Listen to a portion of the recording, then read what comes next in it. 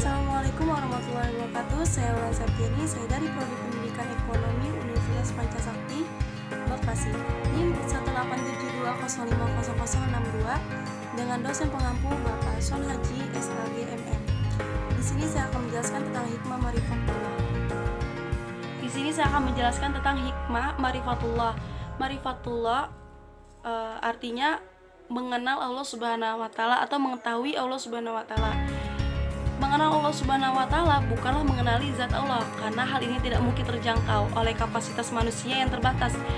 Sebab bagaimana mungkin manusia yang terbatas ini mengenali sesuatu yang tidak terbatas?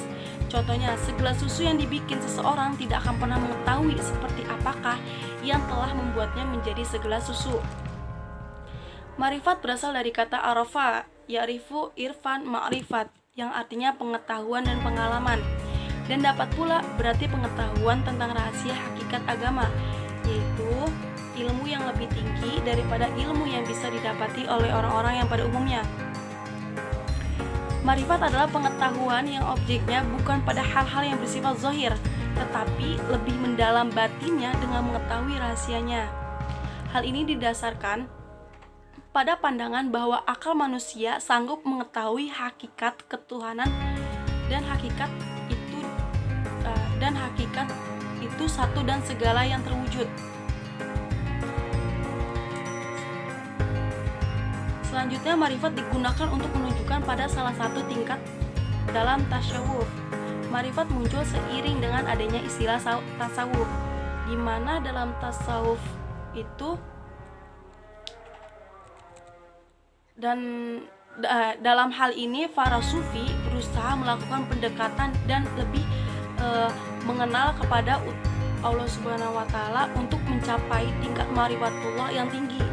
Di saat itulah mulai dikenal istilah makrifat. Agar tidak terjadi kesalahan persepsi atas marifat, ada baiknya kita mendalami kata ini secara komprehensif. Menurut pandangan dari sufi dari pandangan sufi pertama yang berbicara tentang marifat yang sefisik tentang tasawuf, yaitu bernama Zunnun al-Mishir. Ya, kurang lebih seperti itu.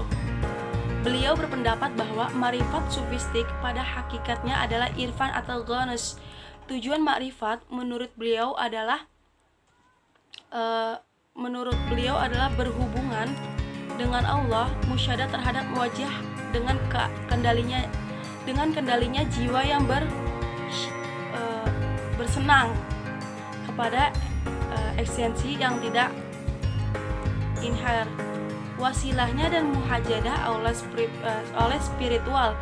Marifat datang ke dalam hati bentuk kasyaf dan ilham.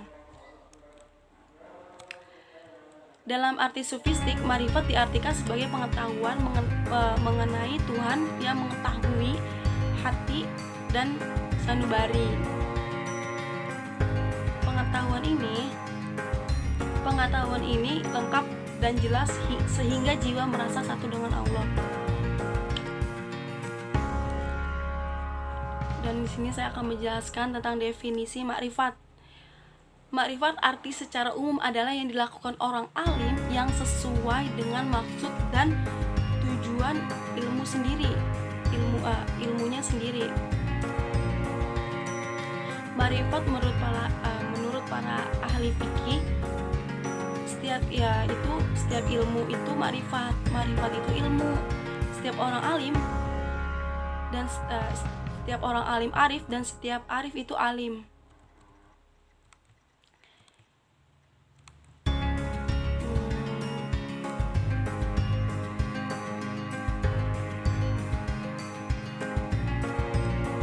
Sini saya akan menjelaskan tentang ciri-ciri orang yang marifat. Ciri orang yang marifat adalah la khaufun alaihim wa la hum yahzanun. Ia tidak takut dan sedih dengan urusan duniawi, karena kualitas marifat kita dapat diukur bila kita selalu cemas dan takut kehilangan. Kehilangan dunia itu tandanya kita belum marifat. orang yang marifat itu susah senangnya tidak diukur dari tidak adanya di dunia. Susah dan senangnya diukur dari dekat tidaknya ia dengan Allah. Maka kita harus mulai bertanya bagaimana agar setiap aktivitas bisa membuat kita semakin kenal dengan dan taat kepada Allah. Ciri orang marifat adalah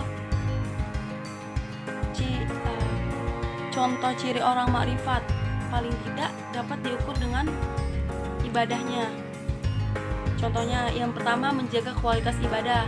Terjaganya ibadah akan mendatangkan 7 keuntungan hidup. Hidup selalu berada di jalan yang benar, on the right track. Untuk berada dekat kepada Allah, Tuhan alam seluruhnya, seorang muslim harus menempuh jalan yang panjang. Jalan yang dilalui adalah mengalami dan menjalani muqamat, taubah, zud, sabar, faqro, tawadu, dan takwa, dan lain sebagainya yang dikonsepkan dalam pengalaman tasawuf. Dan selanjutnya di atas muqamat itu adalah memperbaiki mutu kesufiannya ini. Ada yang dinamakan fana, wa al-baqa ihtiyat. Selain nantinya seperti yang ada pada tingkat yang sama seperti di atas adalah hub dan ma'rifah. Jika selanjutnya muqamat ini dapat diamalkan secara benar, sudah dapat dipastikan akan menjadi kualitas ibadah seseorang muslim dan menjelmakan akhlaknya. Yang kedua, memiliki kekuatan menghadapi cobaan hidup. Contohnya, kekuatan tersebut lahir dari terjaganya keimanan. Keimanan mereka merupakan sebuah cerminan dari muqamat seperti al-sabar, atau bisa disebut sabar, dalam menjalankan perintah-perintah Allah, dalam menjauhi segala larang-larangannya, dan dalam menerima segala cobaan apapun yang dikasih oleh Allah Subhanahu wa Ta'ala. Dengan menunggu datangnya pertolongan dari Allah Subhanahu wa Ta'ala, ia melakukannya dengan sabar. Dalam menderita kesabarannya, tidak menunggu datangnya pertolongan. Selanjutnya, muqam an-tawakal, menyerah kepada qada dan putusan dari Allah. Selamanya berada dalam keadaan tentram. Jika mendapat pemberian, ia akan mengucapkan berterima kasih. Jika tidak mendapat pemberian apa-apa, ia hanya punya bersikap sabar dan menyerah kepada qadar dan qadar Allah. Dan yang ketiga, Allah akan mengaruniakan ketenangan dalam hidup. Contohnya, tidak menentang qada dan qadar, menerima qada dan qadar dengan hati dan senang, mengeluarkan perasaan benci dari hatinya sehingga yang tinggal di dalamnya hanya perasaan senang dan gembira. Merasa senang walaupun ia lagi susah, tidak meminta surga dari Allah dan tidak meminta dijauhkan dari neraka, tidak berusaha sebelum turunnya qada dan qadar, tidak merasa pahit dan sakit sesudah turunnya qada dan qadar. Tentu akan menghasilkan ketenangan hidup yang bahagia dalam nilai-nilai keilmuan yang luhur. Mungkin cukup sekian materi yang saya jelaskan, kurang lebihnya mohon maaf. Saya pamit undur diri. Wassalamualaikum warahmatullahi wabarakatuh.